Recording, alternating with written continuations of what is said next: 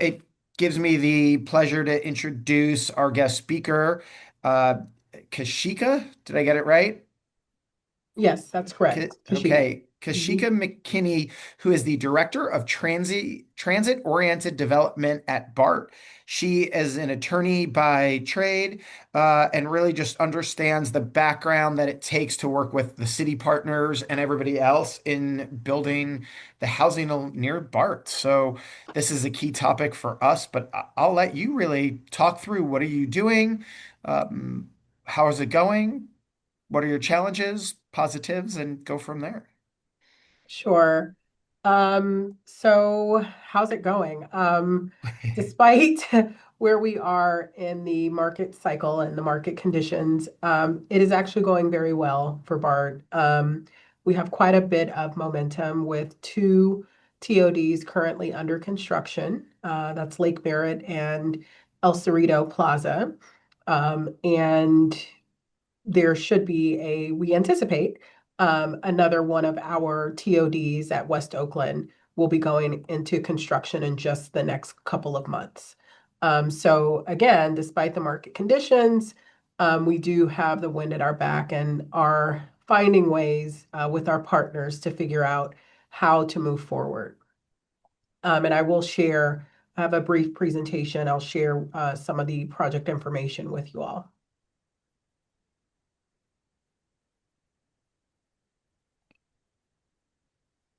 Okay, and let's see. And can you all see this okay? It's very small. If you could hit the slideshow Yep. button. Yep, there we go. Okay, Looks great. Perfect. perfect. Okay. And I know that I think we've presented to your group before, so I think some of this will look familiar to some of you, but we've gone ahead and kind of updated some of our overview information. So for those of you that have not seen it, this is a overview of our TOD sites throughout the BART system. So of course there are 50 BART stations, and we anticipate we will have TOD projects at 27 of those stations. We have about 250 acres of land that can be developed for TOD, with the potential of about 28,000 new residential units or homes. And the benefits of TOD are growing BART's ridership, climate action. Of course, there are about 50% fewer trips versus conventional development. And it also lowers the cost of living for folks that live at the TODs. And these are the goals of our TOD program: to build complete communities, sustainable communities, again, increase ridership, uh, to give people transportation choice and affordability. And this is a snapshot of our TOD portfolio. So currently we have TODs at 15 of our stations in some phase of development. About 875,000 square feet of commercial space, with most of that being comprised of a commercial building that's leased by work day. And we've built so far over 4,200 homes, with 30% of those being affordable. And we also have 7 TODs that are in some stage of pre-development.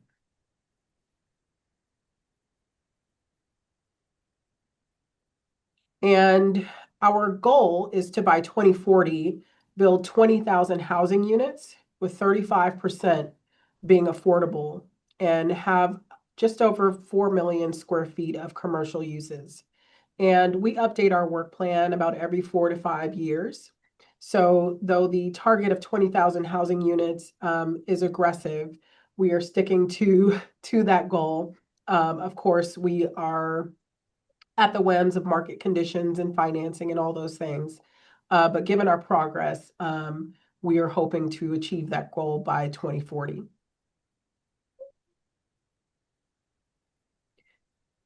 And as I mentioned, we do a work plan, which we update every 4 to 5 years.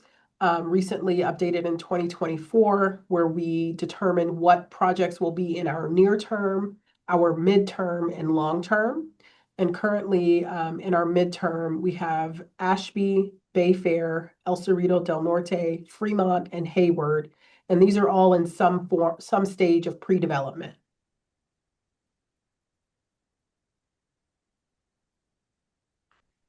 And if you're wondering what the difference is between conventional development versus BART TOD, the TOD projects are unique because we have to have uninterrupted service and rider access at all times to our transit system. There are, of course, special infrastructure considerations, station area access improvements that must come along with the TODs as well.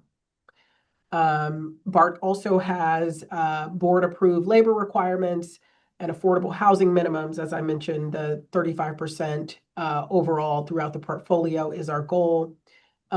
We also have BART permitting and facility standards and state regulations that we must also comply with, such as the Surplus Lands Act. And there are also, because we are a transit agency, other grant programs and funding sources that we are uniquely eligible for, such as TIRCP or TIRCIP and ASIC or Affordable Housing and Sustainable Communities grants as well.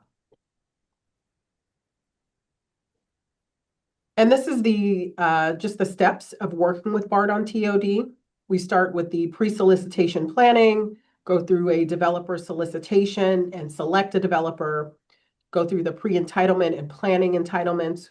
We go through that process with the city partners, pre-construction, design review, permitting, construction, and finally occupancy. And these are some of the just kind of average TOD delivery timelines. And typically it's 5+ years, with the key phases being 2 to 3 years of planning, getting through entitlements. Some of that will depend heavily on the jurisdiction. Berkeley, as an example, for our North Berkeley BART site, we got through entitlements in 9 months, which I think is probably record time. But that is, when you have city partners that are also very supportive and on board with moving the TOD forward quickly, you will get those types of results. Then there's 2 to 4 years of the financing and pre-construction, building their capital stack for affordable housing, and then 2 to 3 years of construction with the actual residential building and whatever ancillary improvements may come with the TOD.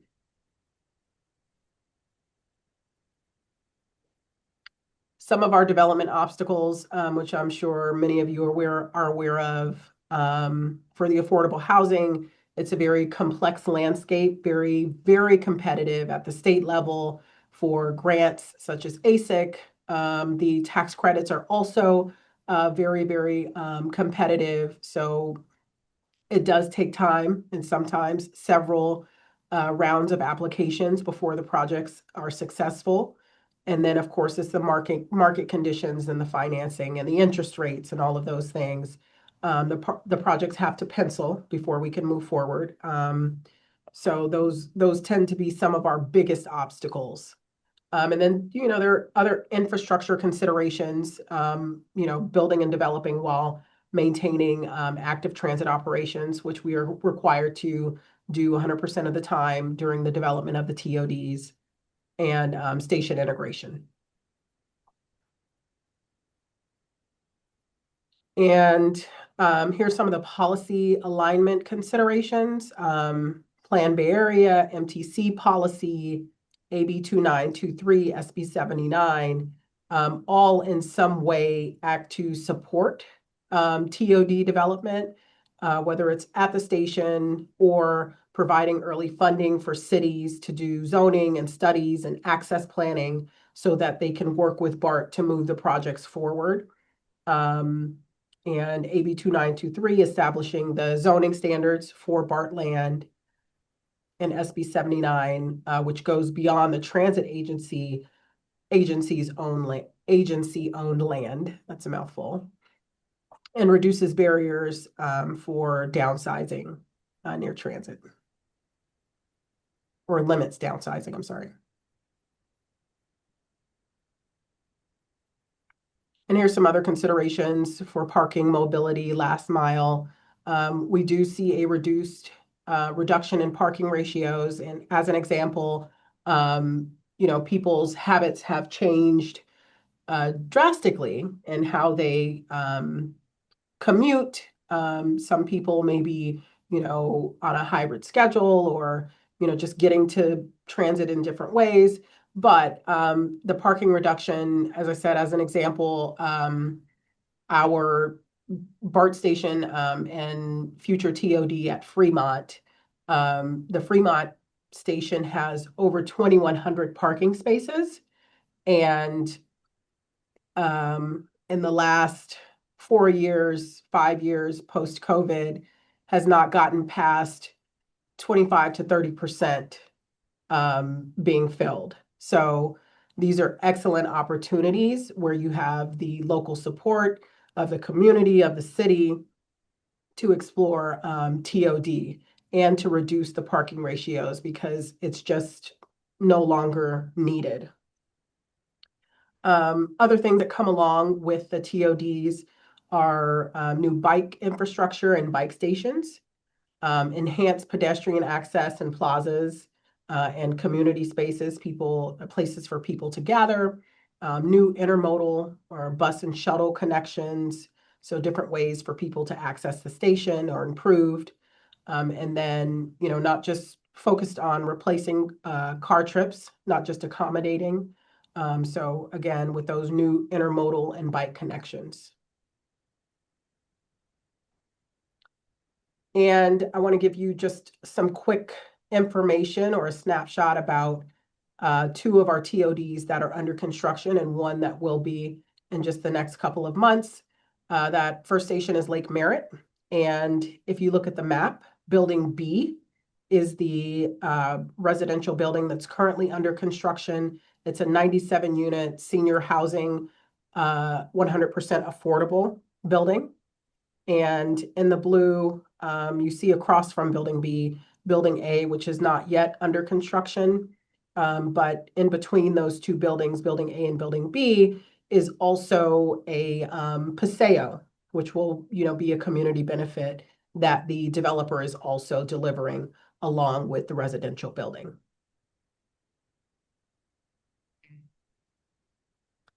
And the other TOD that we have under construction is El Cerrito Plaza Station. And on this map, you will see it's listed as Parcel A South.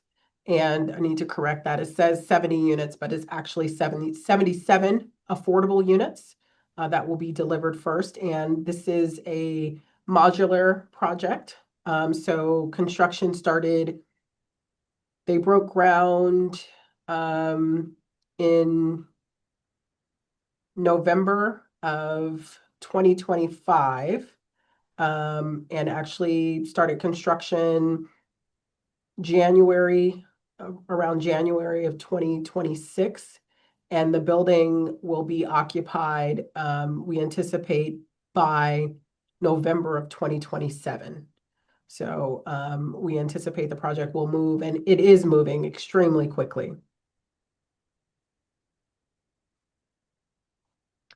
And then the final project that I want to share is our West Oakland station. And at full build out, there will be about 762 units. And the first, or the 240 affordable units, will be the first to be delivered. And on this map, that is T3 in the kind of the purple. And that's going to be, again, 240 affordable units to be delivered at this site, which should break ground, we anticipate midsummer, so in just a couple of months.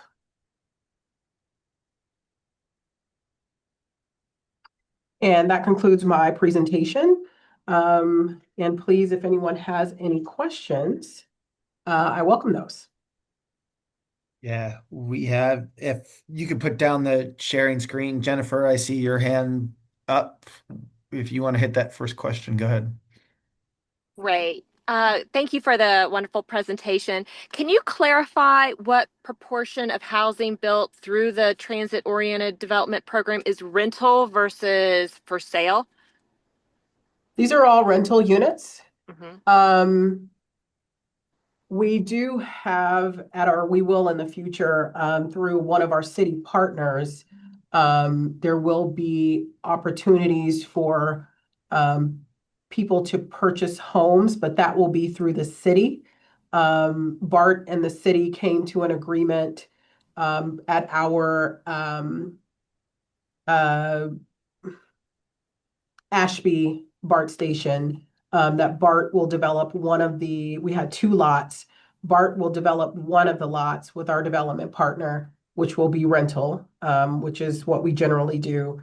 And the city will develop the other, we call it the east lot, on the other side of Ashby, which will be home ownership opportunities, but BART does not typically do home ownership because all of our agreements are public-private partnerships where we lease land to developers.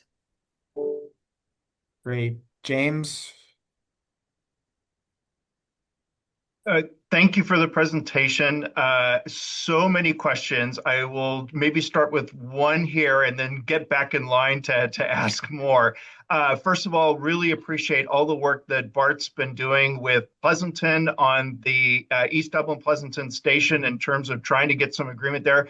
I have been trying to see a project get developed on that site for over a decade now. I was a little sorry to see your midterm timeline because I really would like to see a project there before I retire. We'll see if that happens or not. Um, so if I could ask sort of a two-parter. One, I'm curious, does BART have any information on their return on investment for the TOD projects in terms of what's brought back to BART from investing in these properties? And if I could make sort of a part B here, all of the process that you're talking about seems to be sort of a station by station RFP process that BART would initiate. Is BART open to having a developer led process? So, for instance, if somebody sees a particular site and there's been some planning work done on it to describe kind of what could go there, would you allow for a developer initiated process rather than going through a complete RFP? For the first part of your question, can you just run that back for me? I got the second part. Yeah. So has BART done any type of analysis to show what type of return on investment they're getting from the projects, and what is TOD development meant for BART in terms of new capital sources and income and support for the BART organization overall? Yes. So our approach to TOD has changed within the last 15, 10, 15, 20 years. And pre-COVID, because our stations were so impacted by people parking and commuting, we would work with developers and accept revenue or, in the form of infrastructure. So as an example, at Walnut Creek, though we have a BART parking lot, we needed more parking. So we worked with our developer, and in addition to a ground lease, we also had them deliver a new BART parking lot. So we included that kind of in the benefits to BART, because it was tens of millions of dollars, right? That we had in investment. So we have changed that, and we no longer accept revenue in the form of infrastructure now. So we're looking at revenue differently. But the first thing I'll say is that most of our revenue, and TOD is a long-term investment. We are not looking at this as we're going to get a windfall right now today, which is why we typically do long-term ground leases. And though the amount of revenue that we get each year, specifically for our market rate projects, does increase every year, most of our growth comes from increased ridership. So typically, that's how we are looking at it. And based on the number of units and the amenities and things that we have here, what do we anticipate is going to be the increase in ridership? So that's kind of how we look at it. So, the more phases that come online, the more revenue that we anticipate to get. And the second part about the developer-led process, um, we have not done that. And because there are other state requirements that we have to meet, that would present some challenges for us. So there are other processes that we have to go through and comply with the Surplus Land Act and other, once we get into the development, with the affordable housing piece and, there are other like lease riders that are required by, certain pots of state funding. So it tends to present challenges for us to try to go that route. Great. Thank you, Meredith. Thank you.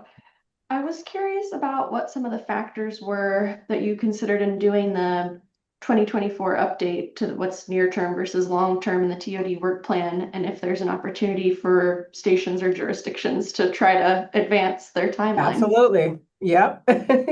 We encourage it. So we really we want to work with people that want to work with us. And I know after the state RENA numbers were released, we got a little bit more popular. And just the density and things that we can do around our stations. So a lot of that was determined, again, with the jurisdiction's readiness. Many of them had done the work to fix, make sure the zoning complied in the area where the station was. Many of them had accessed a lot of the MTC pre-development, grants and done the studies and all of those things to make themselves ready to work with us. And that really was a huge factor in how we prioritized. And for the, whether there was a station area plan or whatever it was, those cities seemed the most ready.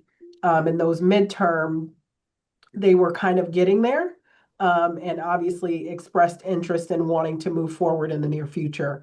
But yes, jurisdictions can absolutely move up. And when we redo our work plan, we'll go through that process of meeting with each of the cities and the jurisdictions and just trying to see how we can work together to move the TOD forward quickly.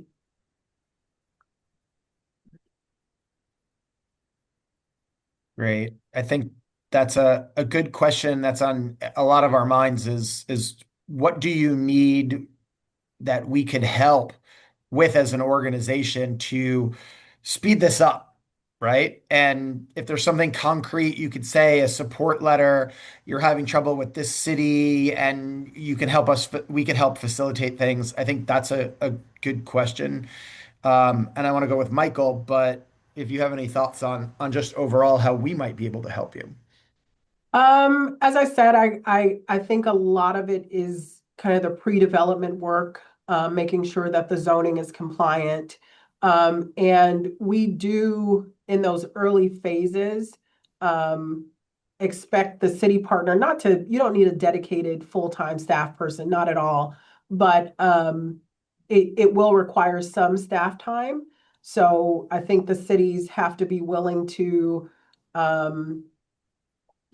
find some funding or have some source to be able to dedicate a staff person or staff people to, do some of that pre-development work and to work with BART before we actually bring on a developer. So that's another part of it too.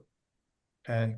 Really quickly here, I just want to say, we do a lot of advocacy on state and regional policies, but we also have a housing endorsement criteria.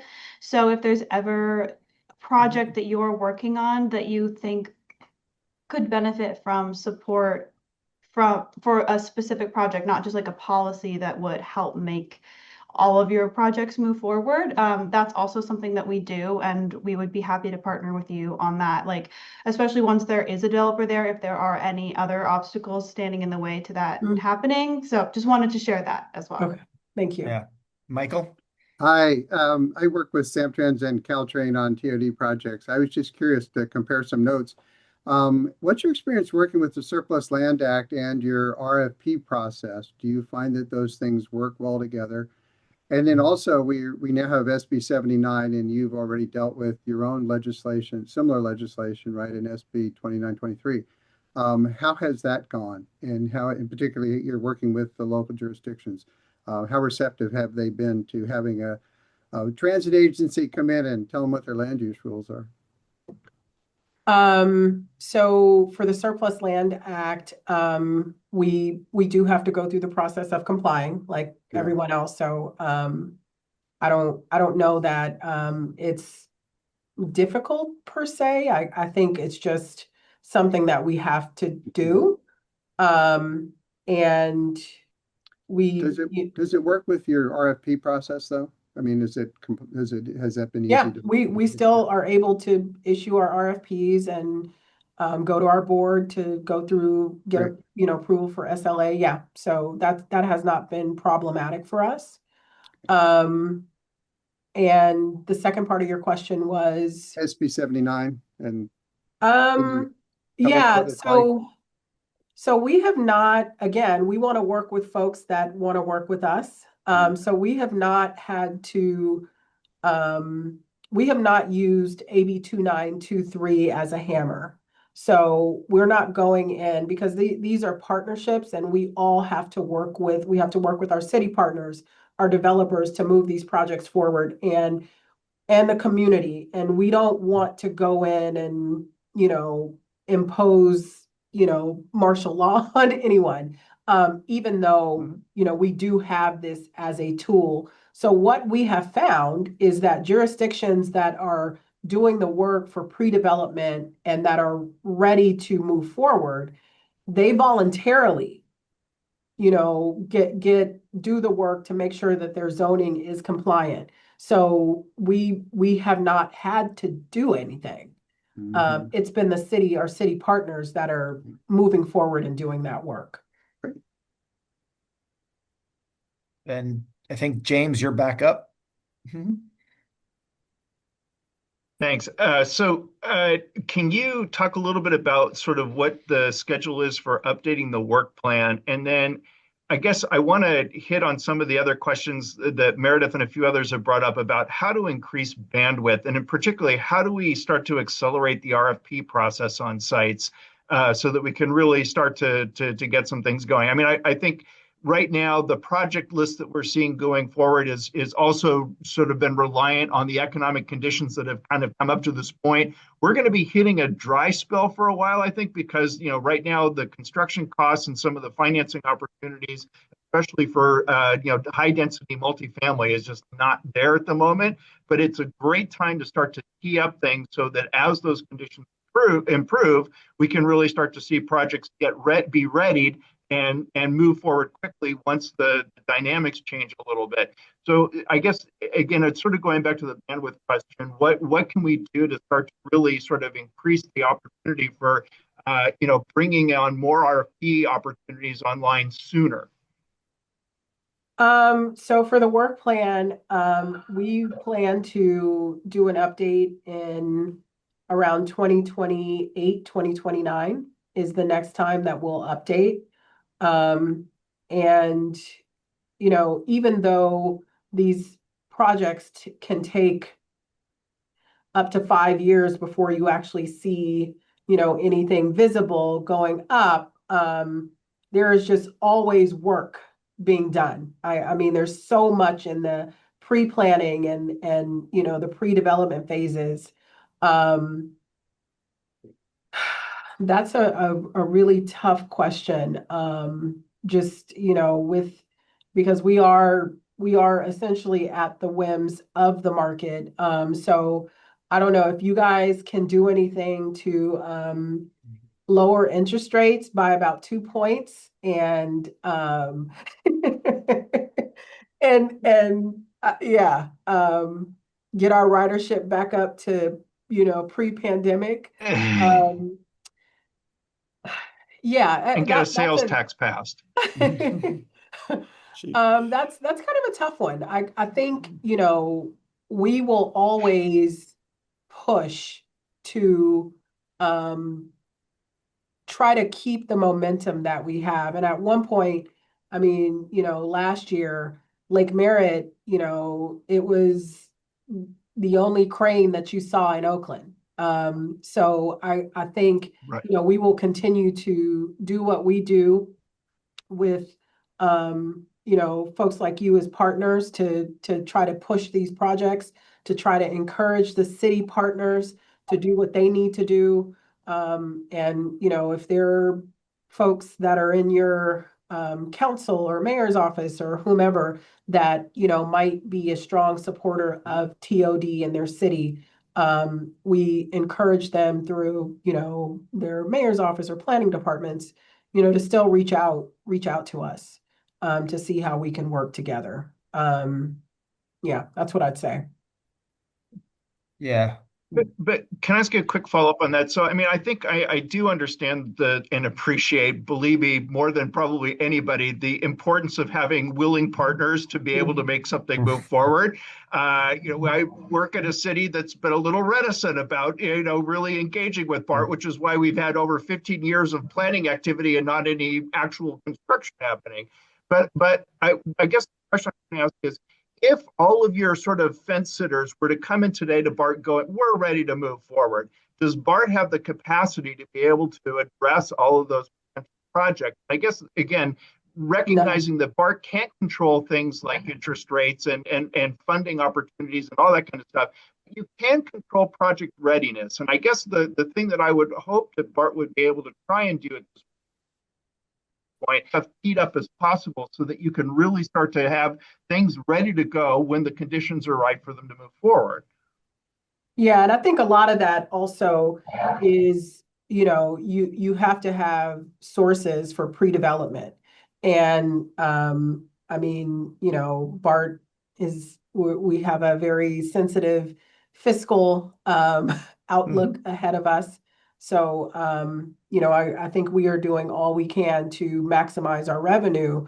But at the same time, it does take quite a bit of pre-development funding that BART doesn't necessarily have to go and give to each city, so that they can comply with their zoning and all that stuff. So that's why the MTC and stuff is so important. So it's an ecosystem. It's not one thing here or there.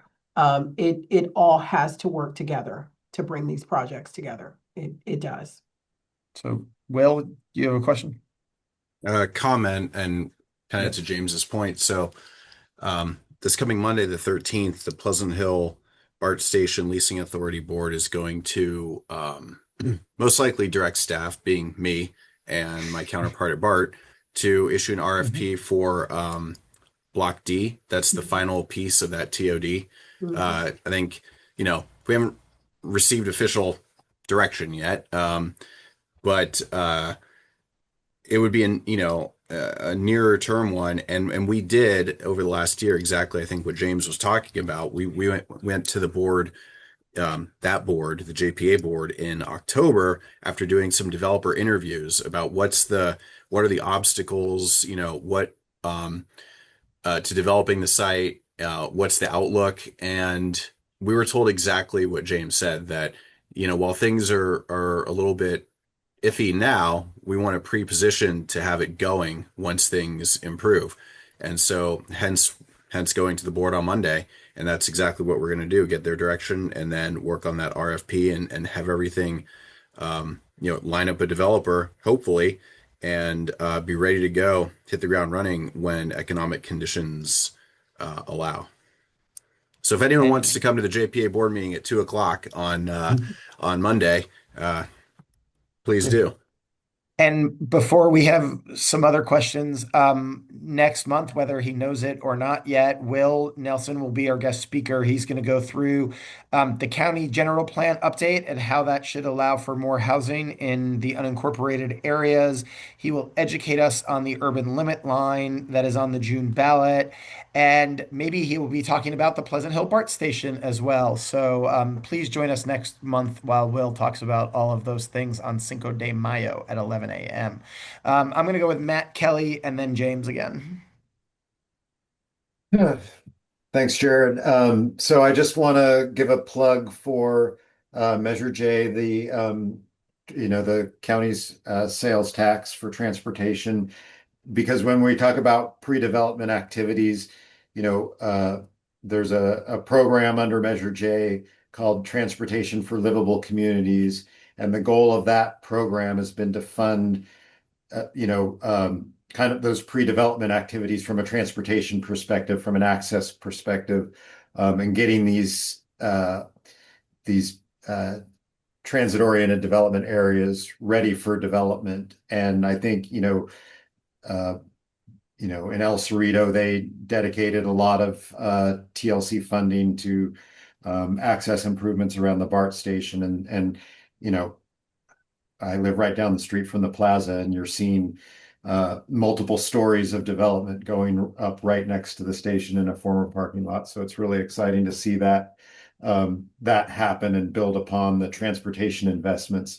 And the reason I'm mentioning all this is because we haven't had a cycle of TLC funding for almost 10 years, and later this year, this summer, we will be doing a call for projects for around the countywide for TLC funding for somewhere around $45 million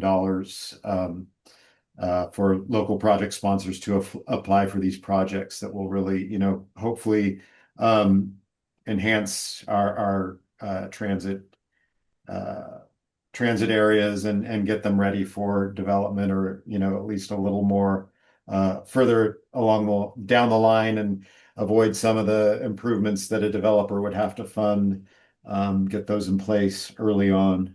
So anyway, that's something that'll come out in June, and it'll be local, the cities and the transit providers that can apply for those funds. So if you partner with those agencies or belong to one of those agencies, be on the lookout for that.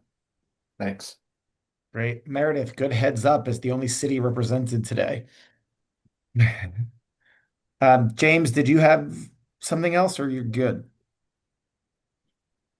Really quickly. So you had outlined earlier what some of the returns have been brought back to BART, either in the form of capital improvements or ridership growth and other types of things. Has BART ever attempted to put a dollar figure on those and kind of be able to kind of describe how it's benefited? And sort of on the flip side of that, I think one of the things that is super helpful for cities is to be able to see how a successful TOD partnership has worked in other cities, what that's brought back to the communities. And I think, I know that there are instances where it's been more than just satisfying arena requirement, right? There are other things that BART has done to help, help address issues around BART stations through the course of a TOD plan for those areas. And I think if that could be sort of summarized as either case studies or something else to help demonstrate to cities that there are really great opportunities to partnering with BART, that would help to kind of further some of the willingness issues with some of the communities and what they're trying to, what they're talking about doing, and actually turn that talk into action. Yeah, so I think, I in addition to the ground lease revenue and the increase in ridership, there are other benefits that TOD does bring to BART, which is a huge selling point for TOD, because it's for, at least for BART, because everyone wins basically. I'll quickly share. Let's see. So let's see, I'll just share my screen really quickly because that'll probably be the easiest way.